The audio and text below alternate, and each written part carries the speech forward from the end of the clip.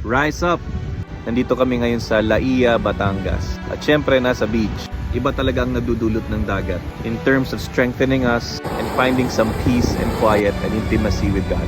One of our favorite things to do as a family is to watch the sun rise. At kahit ilang beses ko nung nakita yung sunrise, it never fails to amaze me. Parati siyang wow, amazing talaga.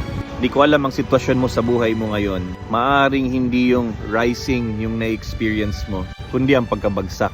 Parang ang hirap bumangon. And sometimes no matter how much encouraging words you hear from other people, parang ang hirap pa rin bumangon. Mahirap bumangon from your problem. Pero alam mo, kahit mahirap minsan bumangon, as long as may pag-asa, tuloy-tuloy pa rin tayo. At isa lang ang sigurado talaga din, that the Lord will help us. Kailangan hindi mawala yung ating pag-asa. Just as sure as the sun rises in the morning, ganun din kasigurado ang pagmamahal ng Diyos para sa atin.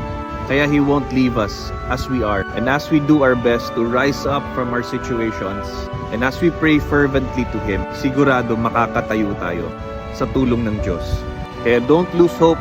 Let us be reminded that for every Good Friday, there is an Easter Sunday.